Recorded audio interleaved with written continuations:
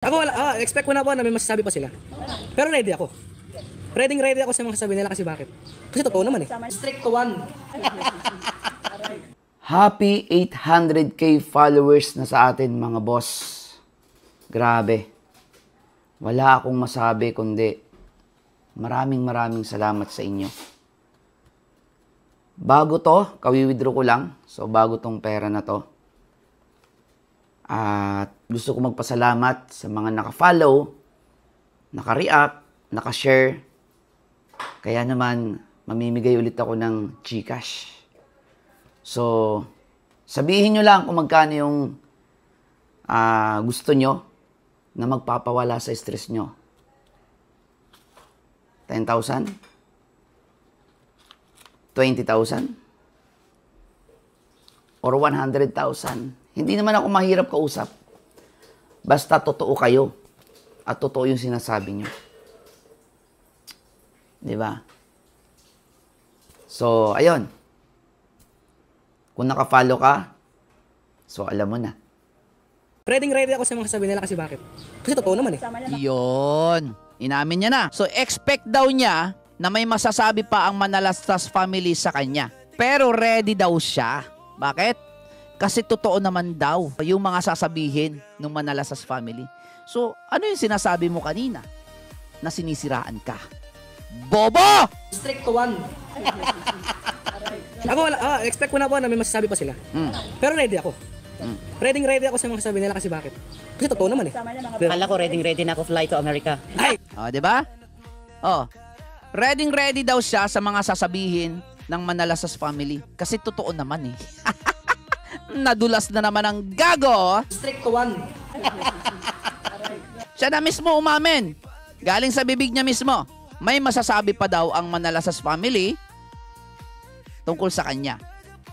Pero proud pa siya na ready naman daw siya. Dahil totoo naman. O ibig sabihin, lahat ng sasabihin ng Manalastas family tungkol sa'yo is totoo. Ikaw na nagsabi. So ano yung sinasabi mo? Na sinisiraan ka. Sunga, tungaw, bugok. Strict to one. So ibig sabihin, hindi nagsisinungaling ang Manalastas family. Ready ako sa mga sasabihin nila kasi bakit? Kasi totoo naman eh. Kala ko ready na ako fly to America. Ay! Sabay kinat ni Daisy, Ursula. Napansin nyo? Napansin nyo? At biglang kinat ni Daisy kasi hindi tama sa pandinig niya. Hindi siya umayon eh.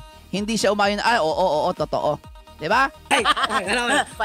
Alam ko po sa sarili ko na tama yung sinasabi ko. Kasi ayan, alam mo sa sarili mo mismo na tama yung sinasabi mo. At tama yung iyong statement na nag-e-expect ka na marami pang sasabihin ng Manalastas family sa'yo, pero ready ka naman dahil lang sabi mo, dahil lang sabi mo, alam nyo kung bakit, ready ako, alam nyo kung bakit, kasi totoo naman eh. Ibig sabihin, totoo yung sinasabi ng Manalastas family. Ikaw na nagsabi na totoo yung mga sinasabi nila. Pero, nung mga una-una sinasabi mo, sinisiraan kanila. Di ba? Ang gulo, di ba? sila yung nasa likuran. Ay, naalala ko, sila pala sumira sa akin. Sila pala yung sumira ng pagkatao ko. So, paano? Paano kasi nira nila? Kung lahat ng sinasabi nila, ina-expect mo na sasabihin pa nila, totoo naman. Sige, paliwanag mo yun. Paano mo sasabihin na sinisiraan ka ng Manalastas family? Kung ikaw mismo, sa sarili mo, sinabi mo at inamin mo, na ine-expect mo na may sasabihin pa sila. Gago, sinira yung sarili mo. Gago. Sila kung pinakamaganda sinabi na, kung kakalimutan yung sila nga sumira sa akin. Ba't paano ko pong hindi makakalimutan yun? Hindi ba? Sana po kung gusto nilang mangyari, sana kinausap nila ako. Pero sila yung hindi lumabas, sumipot sa oras na yun. Di ba? Paulit-ulit naman yung sinasabi mo na yan eh. Bakit mo ina-expect na marami pang sasabihin ng Manalastas family? Kasi alam mo sa sarili mo. Alam mo sa sarili mo na marami kang kalokohan at pagkakamali na ginawa na hindi nila inilabas sa SOCMED dahil ayaw kanilang masira, dahil pinaprotektahan kanila. Pero ikaw mismo ang nagbuko sa sarili mo. Dahil sinabi mo na expected mo, na marami pang masasabi sila, pero handa ka naman. Bakit? Kasi totoo naman. Okay, paulit-ulit yun maliwanag. Sa Pampanga, clearly po na usapan namin doon sa may parola. Yung pinag-usapan. Taga ron po ko eh. Tapos, iba na namang statement, siniraan daw na naman siya.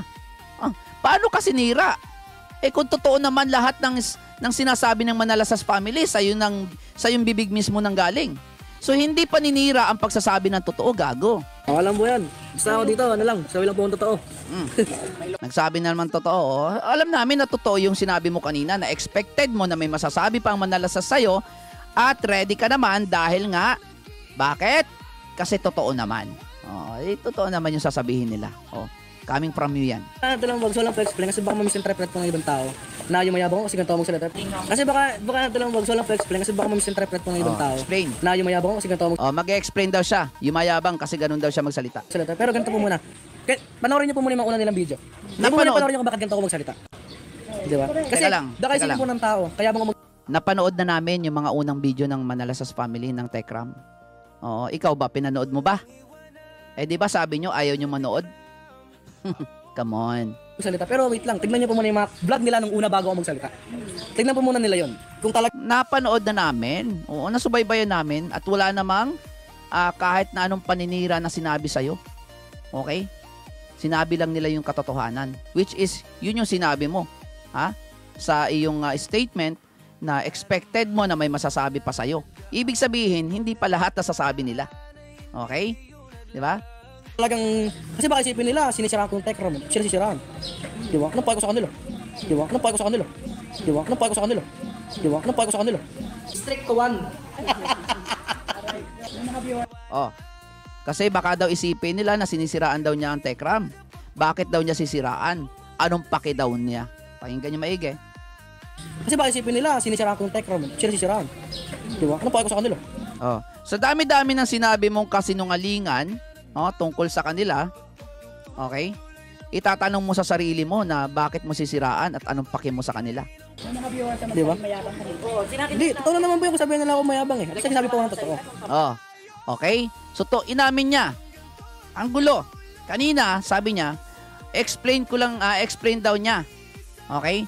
Baka kasi isipin ng tao na mayabang siya. Ayan pakinggan natin. Kasi baka ito lang wag so lang pa-explain kasi baka ma-misinterpret. Gusto niya lang daw i-explain. Kasi daw baka ma-misinterpret daw ng tao. Po ng ibang tao na yumayabang ako kasi ganito ako magsalita. Pero baka daw ma-misinterpret ng ibang tao na yumayabang siya. Okay? Baka daw sabihin natin na mayabang siya. Ang gulo, di ba? Oo. Baka daw isipin natin na mayabang siya. Pero mismo siya yung umaamin na mayabang talaga siya. Pakinggan nyo.